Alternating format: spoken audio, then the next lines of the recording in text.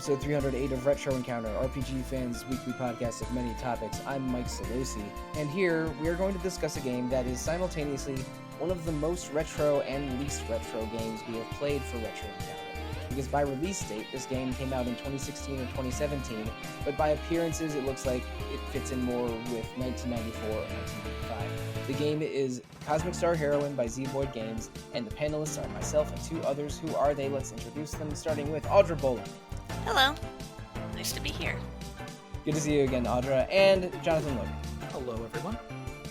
So, Audra and Jono, you're spoiled for choice on Cosmic Star Heroine. It is on basically every system that you would be playing in the past 5 or 6 years. I am playing the Switch version. It's on sale on Steam and PS4 all the time. I think it was on Xbox Game Pass briefly, but maybe isn't anymore. How are you guys playing this game? When did you get the copy, and sort of how are you managing with it? I actually got the limited run games copy of the Vita, so I've been playing it there. One of the ones I didn't even mention. And Jono, how are you playing Cosmic Star Heroine? Oh, I'm just playing with boring old Steam. I got a Vita PS4 copy when I gave to Cosmic Star Heroine's Kickstarter many years ago, but then picked up another copy of it on Switch. I don't even remember when. I think last year, but I'm not 100% sure because it was on 80% off sale and cost $3. And I've had a disappointing like 7-Eleven taquito that cost less than $3. So I didn't mind throwing away my money on that. So and I just like playing things on Switch. So I am playing it on Switch. When it came out in 2016, I started it, but got distracted by something else, and I never finished it. I regretted that quite a bit. So when we decided to play it for the podcast a few months ago, I was excited to finally get through it on this new Switch copy and finally cross it off my list. Audra, you got it. It's limited run version, which I think was a year or so after it came out. Was that were you sort of aware of it during its crowdfunding campaign? I was sort of aware of it, but I hadn't actually supported the crowdfunding. I wasn't used to that yet. So I'd been curious about it, though. I was following the news on it. Okay, and Jono, when were you sort of made aware of Cosmic Star Heroine, and what led you to getting it?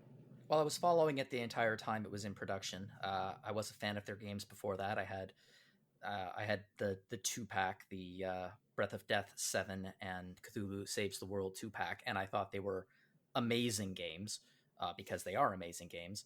And then I played the rest of their catalog, and this was coming out, and I got very excited for it. I didn't contribute to the Kickstarter. I did pre-order it, though. I remember that.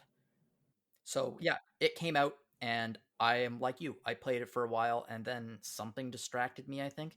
And then I just didn't play it for a while. And then when I was applying to this RPG site, and they requested to be a reviewer, and they requested that I write a review for a game, and I was like, oh, okay. You said you applied to RPG site. That's interesting. An RPG site. Huh. An RPG site. I did not say RPG site. I know what you said. Yeah.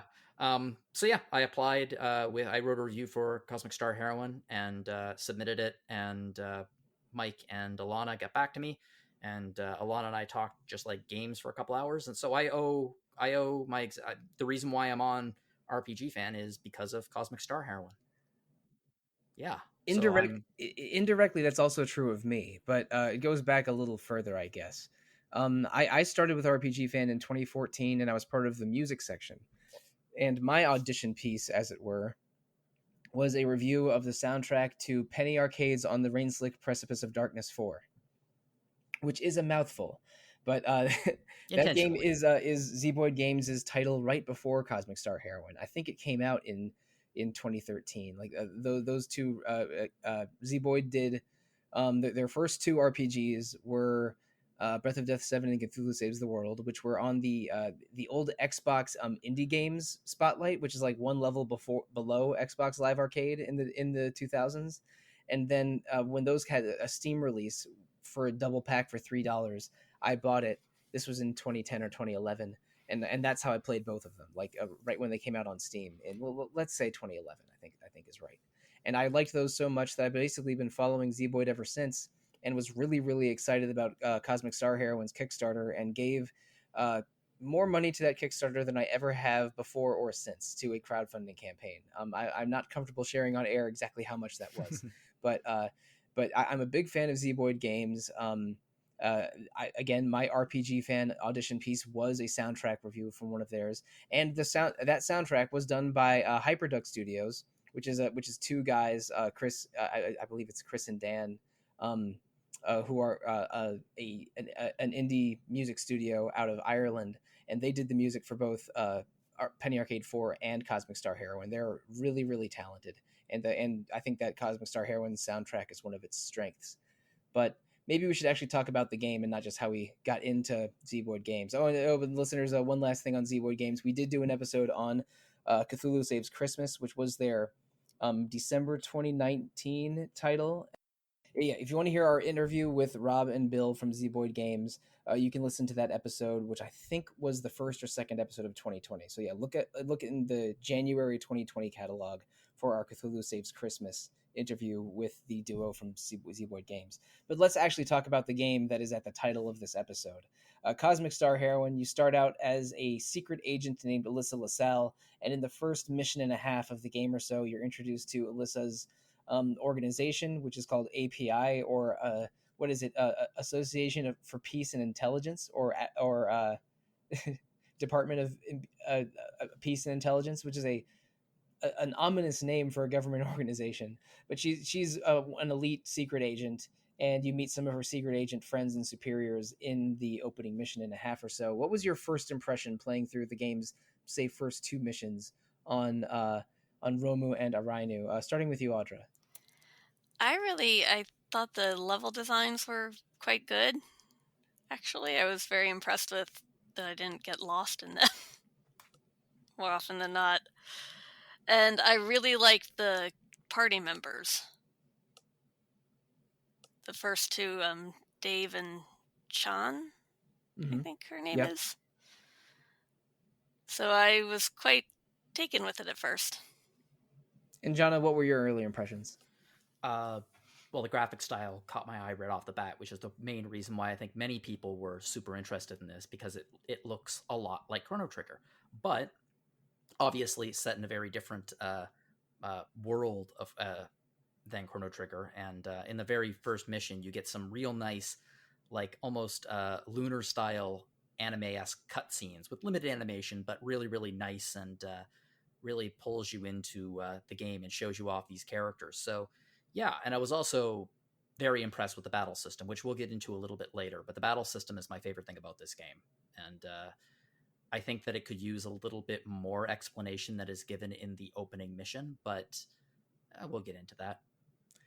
Yeah, you guys mentioned these cutscenes, and they really are typical for cutscenes in a late Genesis, early Sega CD kind of game, like Lunar, or the one that jumped out at me was, or the comparison that jumped out at me was Phantasy Star 4.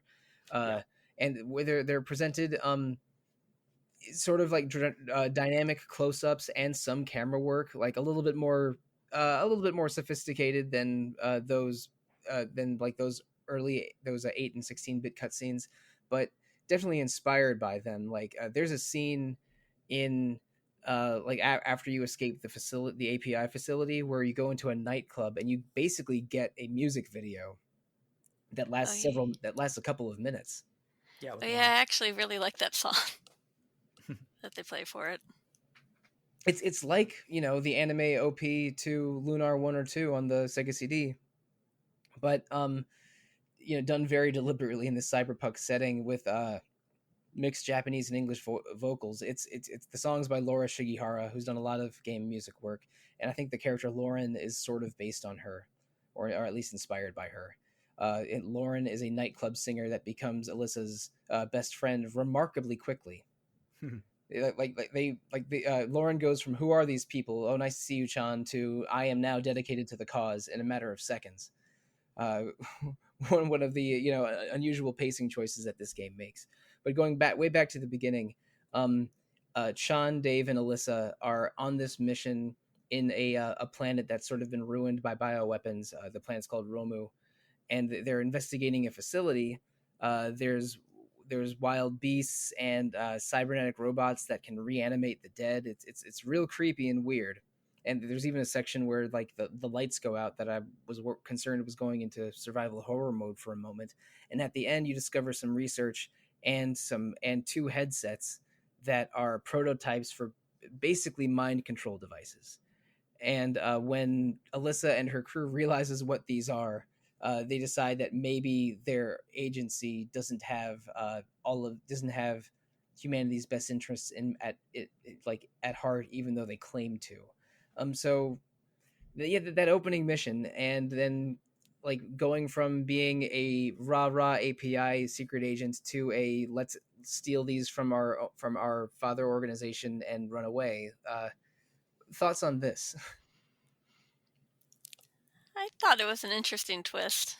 Kind of, I mean, it was a little maybe predictable, but especially considering that the API didn't seem very on the surface once you got more into them. But I mean, I kind of thought it was a fun kind of early 90s sci-fi plot gimmick. Yeah, it really goes from like fun spy romp to like 80s cyberpunk anti-establishment romp very quickly. John, do you have a similar feeling? No, it doesn't work for me as it's really annoying to me because I think that the opening mission is really, really well done. It teaches you all the battle systems, and you get this like heroic kind of save the day thing, which really illustrates your job, what you do, and your friends and the characters. And then you go to the agency and you go on another mission. But I feel like it happens way too damn fast. I mean, 1 second they are fully loyal, and then they just turn real hard. And like these three are supposedly like some of the top agents at this agency. I think that if maybe if the storyline laid out that Alyssa was a bit of a loose cannon or someone who questions authority off the top, or that might have worked a little bit better. But literally, she doesn't ask for any proof. She just kind of, her two friends come in the middle of the night and are like, hey, we dug up some very circumstantial evidence. And the three of them are like, let's stab our agency in the back that we all work for. It didn't work for me at all. I felt that the plot twist was handled really, it was just thrown in there because it felt like it needed to happen to continue the story rather than progressing logically. And you're right, it's a matter of pace. I think that this game really does kick up the pace really hard, and to the detriment of a lot of story beats and characters. It does go through things really quickly. I think that jarring speed of the pace is probably a deliberate choice. It might have even been a time crunch choice, because this game did come out later than anticipated. It felt like they had the story beats laid out in exactly the order they wanted. They wanted this opening mission, and then discovery, and then betrayal, and then a nightclub, and then a chase, and then this giant mecha battle, and then joining a new organization. I think those were planned away in advance. But then building this game and developing the assets made less time. Like basically, each of those plot points, or at least most of them, seem way too fast or weird. Like again, when Lauren joins your party, she goes from being a nightclub singer and Sean's friend to a member of the revolution basically instantly. And like going to find her at this nightclub feels like a normal mission. Like, oh, we're in the slums now, let's go find my friend in the slums. And then they instantly, like after one medium-sized boss fight, she's suddenly part of the revolution, and after this music video. And it's like, when you hit these plot turns, they happen so fast that it's weird. Like Finn. Yeah, like Finn joining you, like all of a sudden he goes from being just your cousin to, I'm a rookie cop on my first day at the job, let's betray the entire country. Mm-hmm. Yeah, it's crazy. It's that's right after the nightclub. You go to this festival area. you meet your cousin who's a police officer, and you're like, oh, he doesn't know I'm a secret agent, and he might be hunting for me. This is bad. And then when the mecha attacks, he immediately joins your party, and I don't think he ever leaves. He's basically just your buddy cop for the rest of the game. Pretty much. Your hanger on. And also you meet a bounty hunter. I think his name is Zorv. I'm probably saying his name wrong. Right? I think that's it. It's whatever you. It's close enough. All right, I'm going with Yeah. Zorv. When you meet Zorv, he fights you because you have a bounty on your head, and then 5 minutes later, he joins your party because the mecha you're fighting has a larger bounty on its head, and that is insane. Like, clearly they wanted this bounty hunter to fight you and then join you, but for it to happen in 5 minutes and then for him to leave again, it's just like when you're in a dungeon, the plot, the pace of the action is fine because it's a good battle system and pretty well designed environments. But then when actual story happens, it is a whirlwind and it's weird. I don't dislike the story, but I think the pacing is all over the place. I think the reason for that, I thought a lot about this because like we were talking about earlier, I was a massive fan of all of their earlier games. And all of their earlier games are, while they are excellent RPGs in their own right, they are parodies and satires of RPG mechanics, and they're comedies. And this is not a comedy. They're trying to tell a story that is, it's motivated, it's character driven. The problem is that I don't think that any of the plot elements, any of the twists, anything is really character motivated. It's just, this needs to happen, so our characters are going to do it. And that's fine if you're playing a game where you can pass that character shift off with a joke, or where the characters are intentionally very, very thin. But this game is trying to be a little bit more ambitious than that, and I never felt, and I know that we're going to talk about further plot points later, but I don't feel that very many of the character moments in this game are earned even slightly. And it's very disappointing. But yeah, I think that's one of them. Actually, I think that's two of them when you talk about her cousin as well. But it doesn't even need that much. Like the Lauren issue, like all you need to do is add a couple of lines where she says, well, because I got in the crossfire between you, now I'm being hunted by this agency. Like, put her in a position where she doesn't have a choice but to help them instead of being immediately super helpful. And maybe she earns it. Like, I think it's literally just that she's friends with the Chan girl. Yeah. That's pretty much it. Yeah, she's friends with Dave and Chan, and they are ideologically aligned. Like, all of them believe that the government should not have mind control powers. But then, like, you go from being an agent, like 3 elite agency agents to three traitors, to revolutionaries that recruit 3 other unlikely members into the fold. Because like I'm saying that about their handler Sue, as well as Lauren the lounge singer, and her cop cousin. What's his name again? Finn. That's right, Finn the cop cousin. Like it's weird that these characters join so quickly without any development or foreshadowing or even sensible choices. It just happens because it needs to happen. Yeah, again, they laid out this plot that is a mostly serious and dramatic plot, but then they have these fast character turns, and even though this game is not a comedy on the surface, they still have like there's still comedy writing in it, but in the form of like winks and nods. Like I don't know, you're watching a Joss Whedon show and someone and there's a line that like slightly breaks the fourth wall, or is, Xander saying something inappropriate when they're all being chased down by demons. The kind of writing makes the tone dissonant. Like, it's not really a comedy, it's not really a serious sci-fi RPG, it's not really a fantasy RPG, but they try to make it all of those things. Because I mean, we didn't really make this clear. Alyssa fights with a staff and technology. Dave is a hacker whose weapons are tablets and he uses sort of like a tech-based offense. Both Chan and Lauren have some psychic mysticism powers, with Chan being able to manipulate guns. Hers is gunmancy. Yeah, she manipulates pistols telepathically.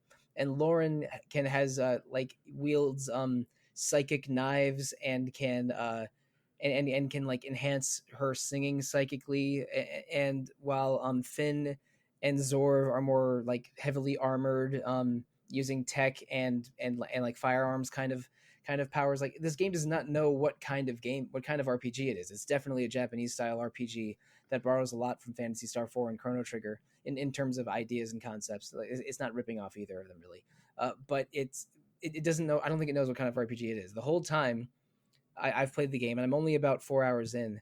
Uh, I feel like Cosmic Star Heroine really wants to be an homage and a celebration of a certain era of RPGs, but it sort of doesn't know what kind of game it is. Does that make sense? It makes complete sense. It makes sense, yeah. I think that, like I was saying, I think that, and like you were saying, they're trying to tell a serious story, but they keep making nonstop references, some subtle, some ridiculously overt. Like, I remember when we were betraying the agency, and we're crossing this big bridge going to the right, and we're about to go down into like the dungeons of the API to recover this thing. And I remember as I was running across the bridge to the right, I thought, I bet I'm going to fight a friggin' mechanical dragon on my way back across this bridge the other way. Mm-hmm. And lo and behold, that's exactly what happens. It's the dragon tank from Chrono Trigger, very overtly. Yeah, they just took the beat wholesale and they put it in, even though that beat wasn't earned. It just was. It's there. It's a reference for no reason. And there's a few other moments that one of them, the most overt, which you've gotten to, is the festival. Yeah, the festival is just it's the Monument Fair. It's the Chrono Trigger. Yeah, it's the fair. Like, that's what it is. But there are more later, especially one, Mike, when you see it, you'll go, oh yeah, I know exactly what that's a reference to. And it keeps happening throughout the game. Sometimes with games that don't even have anything to do with RPGs or this specifically. Yes, there's one where I swear they were doing a Resident Evil. Yeah, it's Finn's side quest. Yep. And it's just, it doesn't matter. It's not really a spoiler because it doesn't really have anything to do with the plot. You literally just go to a police station and you're in a Resident Evil game. But there's nothing about it that is a Resident Evil game. There's just like mild references. Like, there's a door that you have to open by using notes and two like jewel eyes in a statue, but it doesn't. You have to fight zombies. Yeah. It's a reference. It doesn't comment on it. It doesn't do anything. It's just like, it's a Resident Evil. And correct me if I'm wrong, because I don't think I've gotten here yet, but eventually do you get a spaceship and you're able to travel between 2 or 3 planets with varying levels of technology and civilization on them? Indeed you do. Yeah, yes. That is pure Phantasy Star 4. That is exactly what that game is in the second half. And I think I saw a cutscene or some promotional about it that when I played Phantasy Star 4 for the first time, embarrassingly recently, it was right around a year ago, for this podcast, in fact, I like, oh, so okay, Cosmic Star Heroine is more Phantasy Star 4 than I realized it was. So like it wears these influences on its sleeve, but they also, their other influence, and this doesn't really count probably, is Zeboyd Games' previous games, because this is a refinement of the battle system from the likes of Penny Arcade 3 and 4 that might be the best version of it yet. I think it's probably even better. Cosmic Star Heroines might be better than Cthulhu Saves Christmases, which I thought was great. Like Chrono Trigger, enemies exist in screen and there's no cutaway for a specific battle screen, which is actually implemented pretty cleanly. Yeah, I think so too. And there's things like area of effect skills and in an otherwise just pausing for battle interruption action combat that wouldn't be out of place in a Lunar or a Grandia. And also you can see the character turn order to the in a meter and manipulate turn order by messing with character speed stats or by stunning enemies or bothering them with other status effects. That's very, very Grandia, and a lot of other some of the previous Zeboyd battle systems do that as well. But this is a pretty great version of it. There's no MP. But you can use it. You can use a skill once before you have to recharge it with a recharge skill that refreshes a character's entire moveset. You equip a loadout of abilities separately before battle. and the item system is also sort of loadout based, but you items are finite within battles but infinite outside of battles. Like you decide to equip, I don't know, the buff Z and 2 potions, and you can use the 2 potions and the buff Z in battle, but then in the next battle they're refreshed again. And also there's a battle, sort of an element of battle called programs that are like extra skills that players learn, but instead of learning them through levels, they're attached to a character's armor, and but their hackitude stat determines their effectiveness and how many skills are on them. So characters with high hackitude like Dave, if you equip them with powerful shields, that'll give him a lot more skills. And so with a character that's, let's say a character like Alyssa, who's pretty versatile, you can like focus on your shield programs. You can focus on an item based build by giving her a shield like Alchemist that increases the effectiveness of items, or you can have her strictly worked within her own ability skill set. And the game really wants to make physical attacks, elemental attacks, status attacks, and support attacks equally viable. They really, really tried to balance out this battle system and give players a ton of options, and I think they were successful at that. Yeah, I agree 100%. I think the battle system is the best thing about the game. Do you have a favorite strategy or favorite characters kit? Cybe. I love Cybe. I don't think I've met Cybe yet. What are they like? Oh, he's a cybernetic bug creature. Awesome. But he's a scientist, and he has songs that he continuously plays that will boost stats or affect enemies. So does he have a song shield exactly like Lauren, or is his different? I think his is actually different. It's almost like, if I'd say, like the dancer route in a Final Fantasy game. Okay, so like Lauren's like a bard and Cybe's like a dancer. Mm-hmm. Is that fair? I'd say so. Okay, because I have used Lauren for quite a while already in the game, but I haven't met Cybe yet. Yeah, actually, I use both of them in my party a lot. I mean, status effects in this game are extremely important. I mean, you can play through a Final Fantasy without ever casting a status effect once, either on your party or on the enemies. But if you don't do it smartly in this game, you're going to get killed, especially if you play it on some of the higher difficulty levels. This isn't a game where you can mindlessly press fight, and expect to get through. If you try, you're going to die. Thankfully, when you do die, it just instantly restarts at the beginning of the fight again, so you don't have to deal with save points or things like that. And you can save at save anywhere outside of battle. And again, characters have so many different ability loadouts that the customization of it can get pretty crazy. Alyssa does have some pretty awesome skills later on. Okay, I probably haven't found all of them yet, but she's already a powerhouse. Like she can cast water skills, has some staff skills like stunning enemies, and a boost skill, and probably the best shield because the teamwork ability is hella strong in the 5 to 10 fights I've used it in so far. Her Unity. Yeah, I only just got the heroine shield that unlocks Unity attacks. But things like Dave being a good, if you use Dave's regular ability loadout, he has a bunch of anti-robot skills because robots, organic enemies, and spectral enemies each have a different dedicated status effect that they're vulnerable to. So it's poison for organics and rust for robots. And Dave has a bunch of anti-robot moves, but he also has the highest hackitude stat in the game. So giving him a good spell casting shield like Dark or Techno Mage makes him basically the big game's best black mage. And making choices like that and tinkering like that is one of my favorite things to do in an RPG. And Cosmic Star Heroine's really good at it, which makes me just want to keep playing more of the game to unlock the full team so I can, finally live my tinkering dreams. But I haven't quite gotten there yet. So far, using him to like debilitate someone and then have Alyssa take over damage control is it's a pretty good move set afterwards. Yeah, I like that he's also your team's Geomancer because he has one of his regular abilities has a different effect based on the environment. And my favorite thing to do is, for a while I had Chan equipped with some stuff that put her in hyper mode at the start of the battle and gave her focus at the start of the battle. by equipping a specific weapon and accessory to her. Focus makes her gunmancy all targeting. And so with my first 2 turns, I would have Dave booster with a buff Z, then Alyssa booster with Inspire, and then Chan deal like 350 damage to all Yeah. enemies with one of her guns.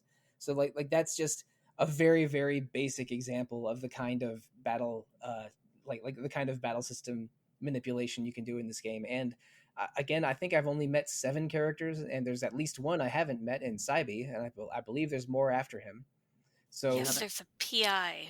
You haven't met the android yet, correct, I have not. and the PI. Yeah, I think that's it. Okay. And then I think the bounty hunter comes back. Yeah. Oh yeah. Zorv the bounty hunter. Yeah, I figured he would. And of course, we have a visor wearing mysterious.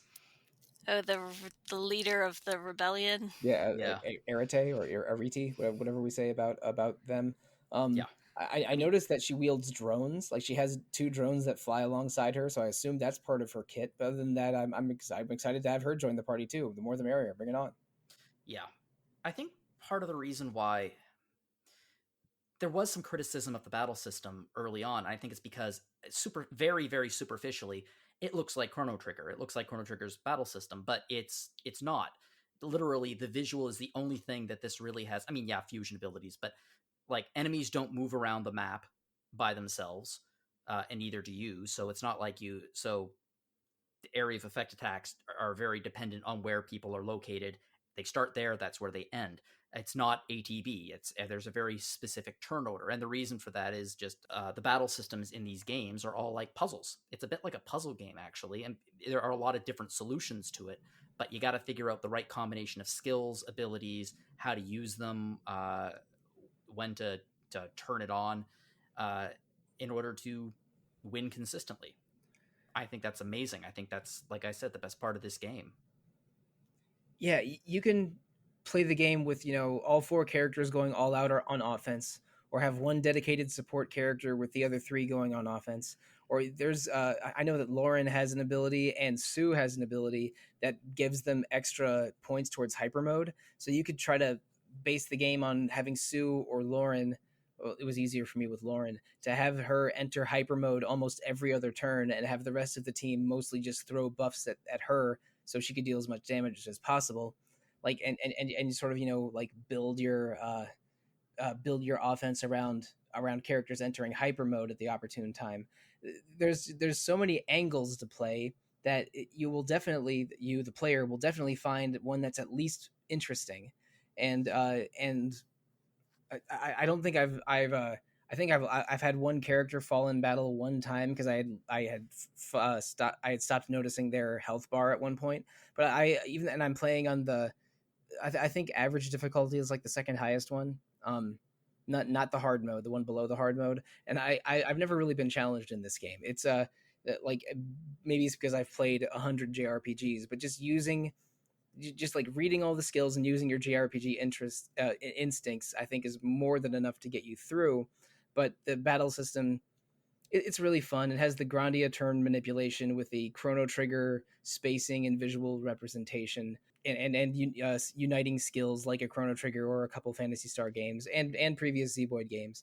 It's the kitchen sink approach to the plot and setting doesn't totally work, but I think the kitchen sink approach to combat mostly does work. I think they've gotten very good at refining their type of combat over all of their games. Yes. And I think that Cosmic Star Heroine is where they decided to take a big step up. And they did. They did with this. And that will, it follows with the battle system in Cthulhu Saves Christmas is based on this while incorporating many of the mechanics from Cthulhu Saves the World, like Insanity and stuff like that. And presumably they will carry it with them into the next game that they create. And I have not looked this up, but I know because Zeboyd enjoys referencing their own stuff to a degree. I did notice Pause, a character from Cthulhu Saves the World, is an alien cat in this game. Yep. And Pause, it was inspired by a staff member at rpgamer.com. That was a kick that gave to the original Kickstarter of Cthulhu Saves the World, which was again a Kickstarter game before Double Fine Adventure, one of the early successes on Kickstarter.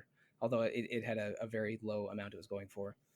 That I'm sure that some combination of Dem, Cthulhu, and Molly will, like, at least one or two of them will be super bosses or a final secret character. Like, I guarantee it.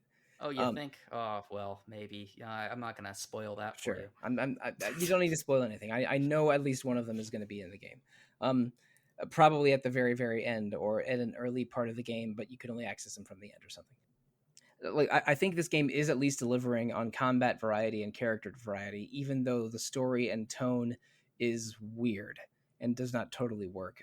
Again, the point I am right now is I just found the Revolutionaries base. I've joined their side. I've met Aridi formally and not just in a cutscene.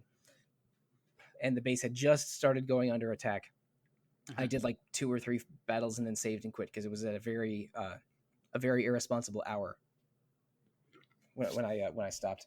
Oh, and speaking of that underwater base, that's right after the mecha fight, and they have you go to a water purification center, which is weird because that's kind of like the facility I work in real life. But then you're suddenly at the base, and is this just me, or were either of you also sure that was a dungeon that was cut from the final version of the game? I kind of thought that. But it is a big spot on the world map, and the world map, at least the one that we see on planet Arainu, is a big sort of messy cyberpunk citadel of sorts. Yeah, it sort of looks. It's interesting how they've gone about this. Like, I mean, in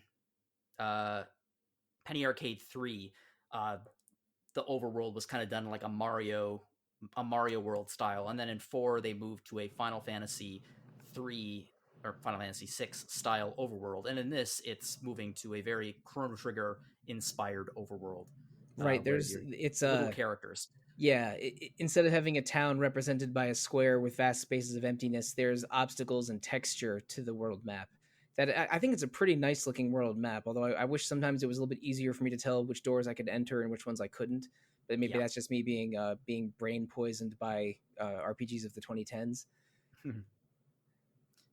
I think it looks really good. In fact, all of the world maps look really, really good. I thought the designs were pretty good overall for the entire game. Yeah, I mean, there's a reason why this game earned so much money in Kickstarter, and that's because its look. And I don't just mean the fact that it looks like Chrono Trigger, although that obviously helped, but also character designs are sharp, they're engaging, everything from the world map to locations. It's a real looker of a game, especially if you like retro pixel art. It's just fantastic examples of that across the board. And winding this way back to about 35 minutes ago or so, the 2 members of Zboyd Games that basically made this entire game, Rob does all of the gameplay design and most of the writing and most of the sort of character ideas, but Bill is the artist who builds all the art assets, does all of the fine tuning of visual design for characters and settings, and I really think this is Bill's strongest effort. Fully, Bill Sternberg is his name, because like in terms of just what are on the dungeon maps and the texture of the world map and how many frames of animation each character has is way beyond their first 4 RPGs. Yeah, I think it takes a lot of talent to create something that invokes Chrono Trigger, frankly, but doesn't. I don't feel that the graphic style rips off Chrono Trigger in any way, shape, or form. Everything looks original. Even things that are like one-to-one references, like the fairgrounds, still have their own very identifiable, unique look to them. The game looks like Chrono Trigger, but it isn't Chrono Trigger, and that takes a lot of skill to do, especially with pixel art. Yeah, I think this is a clear case of homage without being a ripoff, and a lot of the reason for that is these are art assets developed completely from scratch. Some critics of this game and most of Zboyd's games accuse it of being an RPG Maker game, which is not true for any of them. All of their games since Breath of Death 7 have been built on proprietary engines. I think maybe Robert Boyd might have made an RPG Maker game before Breath of Death 7, or maybe his text adventure was in it wasn't built from the ground up. But Cosmic Star Heroine's art and engine and everything was built in Unity from scratch. So even though it definitely evokes Chrono Trigger with its battle arrangement and its world map, and its sprites evoke the likes of Lunar and say late era 16-bit RPGs. It's not ripping off any art assets. There's no theft here, but there's No, it's definitely all original. inspiration. Yeah, it's definitely inspiration, but no ripoff. But and one other thing, I guess I lied when I said that the game was made entirely by Robert Boyd and Bill Sternberg, because neither of them are music composers. And Hyperduck Studios did the music for this game. We mentioned that near the beginning of the episode, and I think they did an incredible job. I really, really like the soundtrack here. It's more muted than their flying guitars and RPG. Are very like and sort of environment driven music that was in Penny Arcade 4, which is maybe my favorite soundtrack they've done. But this is a bunch of tracks. You're not seeing a ton of repetitive music, except for maybe the regular battle theme, which you do hear a lot. But that's RPGs for you. And a lot of characters have dedicated themes. There's that one song with lyrics that's sung by Laura Shigihara in the nightclub. Like, I think the audio presentation of this game is great. I think it's pretty strong. I don't, to be completely honest, the music, it doesn't do a ton for me. I didn't find any songs to be annoying, and I think the battle theme was fantastic because, I mean, there are some battle themes in some RPGs that after you hear it 100 times, you want to pull out your hair. This never felt like that to me. But there were no songs in the game for me which evoked any emotional reaction from me. It didn't. And I think that might be a problem when you combined with the paper thin characters. Music for me in RPGs should really make me feel things, and the music in this game didn't make me feel anything. I didn't hate it. I thought it was perfectly fine, but I didn't love it, Mike. I thought it was catchy for the most. I actually really want to get the Lauren song. Well, right. Okay, yeah, that song, that rocked. I think that this might be your musical theater background showing up a little bit, Jono, because I don't know what you mean. Like for when music and action complement each other perfectly, whether it's in a video game or a film or in professional wrestling or maybe most clearly in musical theater, is like when the action and dialogue and music are coordinated perfectly, that then it can really elicit an emotional response. Yeah, whether it's joy or sadness or what have you. And I think the sort of the disjointed nature of the writing and characters, the puzzle pieces between the that and the audio don't quite fit together. I mean, not everything can be as powerful as hearing Edge's theme at the 2019 Royal Rumble, but I mean, what is, honestly? I ask myself that every day. Yeah, and he's a proud Toronto native. He's your favorite wrestler, of course. I mean, I think the music fits the aesthetic that they were going for pretty well. It fits the setting, especially when you hear their very synth wavy stuff in the cyberpunk parts of the game. Definitely. I feel like I'm coming down really hard on this game, and it's just there's so much good in this game, and I don't feel like it comes together into a cohesive whole. Very much like you said, Mike. Yeah, it's maybe slightly less. Well, it's like the sum of it's okay. You want a game to be greater than the sum of its parts, and I feel like this game might be less than the sum of its parts. It's enjoyable, but maybe not the pinnacle. I mean, the problem is that, like, Chrono, a mute character, has more characterization and better character development than almost anyone in this game. And, I mean, not everyone... I mean, the Dream Team created Chrono Trigger, and I suspect that's another problem, is that if you're going to create an homage to games like Phantasy Star 4 or Chrono Trigger, people are going to be comparing them to those, and those are two of the greatest RPGs of the 16-bit era. Yeah, that's hard to measure up to. I think that was the problem I had with the game when I first tried to play it in, let's say, 2017. I feel like Cosmic Star Heroine is a little bit of a victim of its own hype, because like Robert Boyd was at the forefront of all of this, talking about his influences and how this is like this game might be his platonic ideal of a 16-bit JRPG. I had an unreasonable amount of hype going into this game, and the reason I fell off it a few years ago was because it didn't live up to the hype.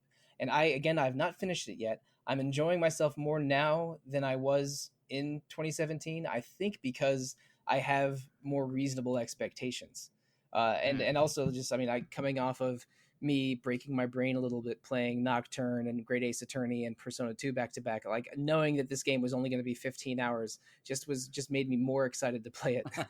um Oh, well, I mean, I was curious about the game, but I hadn't really had any expectations. So I think maybe I'm just sort of like, oh, it's fun, but I mean, that's kind of it. yeah, well, I mean, this being your first Zeboyd game, and Jono and I having these specific expectations, and me giving quite a bit to the Kickstarter campaign, like, did affect my feelings about it, especially the first time I tried it. But now that my expectations are more grounded, I'm enjoying it more, and I frankly can't wait to get to the spaceship part of the game, because that's one of the best parts of Skies of Arcadia, which might also be an influence for this thing. That, like, recruiting shipmates to for an RPG journey, or members of your castle town in Suikoden. Those are two of the best parts of those games. Audra, I know you're a Suikoden lady, isn't that right? Yes. I quite like the little. I mean, it's not as in depth as the Suikoden series, but it's quite fun to just have people. You're talking to people, and all of a sudden they're like, "Oh, hey, if you're on I'll join you on your ship." Yeah, no, it's. I'm not saying this is as deep as gathering the 108 stars, but for that to be a persistent side quest is a fabulous idea, and I can't wait to actually engage with it myself. But I haven't reached the spaceship part of the game yet. You're almost there. You're almost there. I think I probably am pretty soon. I wasn't. I'm not upset by that. I know I have quite a bit of game ahead of me. But I am mostly looking forward to it. And unlike 2017, and unlike September of this year, I will actually see this one all the way through to the end. But speaking of seeing it all the way through to the end, I think we're mostly done with today's discussion of Cosmic Star Heroine. We're going to go into story endgame and a more detailed character discussion, and talk about this alleged spaceship in part 2, guaranteed. But I'm not quite. And including Cybe and this android PI, I think, if I interpreted you correctly earlier in the episode. But yeah, I will meet these people and we will talk about them next week. But for now, let's live in the present.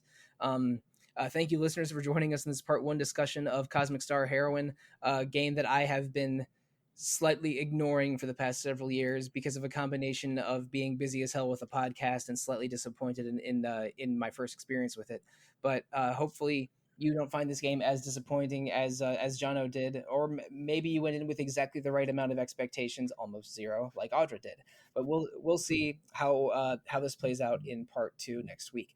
But after next week, we're going to be finally entering November. We are going to stay in the world of science fiction for a little bit with 2 episodes on Star Trek adventure games. And Jono, you are perhaps the perfect encapsulation of the center of the Venn diagram of Star Trek and adventure games. So what are the 2 games we're playing vis-a-vis Star Trek next month? All right. Well, yeah, we're playing. There were 2 Star Trek adventure games that were released years ago: Star Trek 25th Anniversary and Star Trek Judgment Rights. Both of them star the original cast of the original series doing their own voice acting, so like everyone's there. So this is like perhaps 30 years after the fact? Yeah, this would have been around the time of Star Trek 6. Well, okay, never mind. One of them's literally called 25th Anniversary, so I guess I can figure out how many years it's been.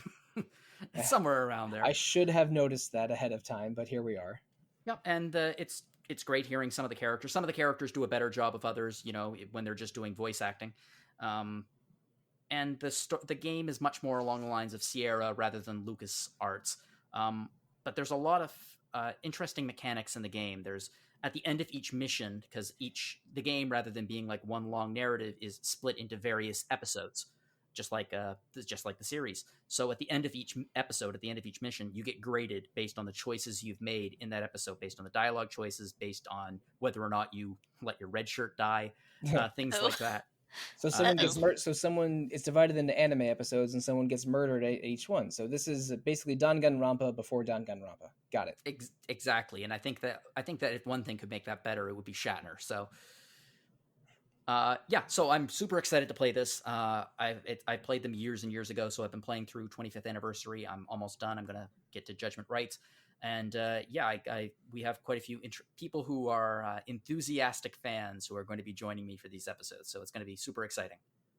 All right, so listeners, you will find out exactly which members of RPG fan staff are ardent Trekkies in a couple of weeks. But at an almost opposite end of the narrative, let's say non-traditional narrative spectrum, we're doing 2 episodes on Ys Origin in November. That is a really, really great Nihon Falcom RPG from the mid-2000s. It takes place entirely in a single dungeon. Basically, you pick a main character, and then you got to climb that tower. With maybe a reel missing in that film that I just described, but there's it's a really, really solid action RPG that I played for the first time. Oh boy, in 2014 or 2015, I'd have to look at my blog and find out the year I played 6 Ys games in 3 months. But I'm really looking forward to revisiting that one. It is our first Ys episode since the Oath and Felghana episodes that we did, I want to say 2.5 years ago, but I don't understand the passage of time anymore, so I'd have to check the archive for that as well. But Audra, you're going to be joining me on those, aren't you? Yes. I'm looking forward to it. Have you played Ys Origin before? I played a little bit of Unica's route. Mm-hmm. That counts. And then I stopped due to time constraints and stuff. So Totally I'm looking forward to restarting hers just to see what happens in it. Awesome. And again, it's a very dungeon crawly, boss fighty kind of RPG, but an extremely good one of those. So I'm looking forward to see how well or poorly it's aged since I played it. I'm looking forward to the music. Oh yeah, Nihon Falcom sound team always does an incredible job, and I like their Ys music even more than their Trails music. Mm-hmm. But and this was Ys before it had become increasingly Trailsified, which is a slight issue that I have with Ys 8 and 9, which are games that are 2 games I really like, but I worry are sort of a bit too much of a departure from my favorite era of Ys, which Ys Origin is right in the middle of. But anyway, that's 2 episodes on Star Trek adventure games in the first half of November, then 2 episodes on Ys Origin in the second half of November. That's what Retro Encounter is doing in November. But listeners, if you are joining us for October, November, or any date in the past or future, the best way to interact with us other than listening to the podcast is to email retro@rpgfan.com. You can also comment on rpgfan.com's message boards, visit our Facebook page, our Instagram page, our Twitter, our Discord, our YouTube, our Twitch channel, something streaming every day on Twitch, something new every day on the main website. Please interact with RPG Fan however you choose to, including with our other 3 podcasts. First of all, Random Encounter every 2 weeks, mostly about randomness, and often hosted by you, Jono. Yes, on Mondays. Every second Monday. And every second Monday is Rhythm Encounter, our podcast about RPG music that has a variety of hosts and topics and soundscapes that is always a brilliant listen every time it posts. Our third podcast is our partner podcast, Phoenix Edge, hosted by Hat and Eric, usually streamed on YouTube every week, and about a wide variety of topics, sometimes current events, sometimes game specific, always something interesting to discuss on Phoenix Edge. You can review Retro Encounter or those 3 other podcasts on Apple Podcasts, Google Play, Spotify, however you are listening to us. Please listen, please provide feedback. We love feedback, but if you want to reach out to us individually and not as a website, how do you do so? Let's tell them, starting with you, Jono. You can find me on Twitter at Jono_Logan, or you can fire me off an email at jlogan@rpgfan.com. And Audra, how can listeners find you? You can find me on email at audrab@rpgfan.com. And listeners, if you want to find me, the easiest way to do so is probably Twitter. I am at The Real Monsoon most of the time, at Evoker for Dogs other times, and on RPG Fans Discord, I am Monsoon Mike. I'm also Sollosi at rpgfan.com, but I sometimes forget to check that email, and when I do check it, it has like 300 entries from email lists from 4 E3s ago. So yeah, Twitter and Discord, I'm more likely to respond than email. But I do check Retro at RPG Fan every couple of days, so that is definitely a good way to reach us. But let's see if I can find the right way to reach the end of this game by next week. Thank you, good night, and good luck.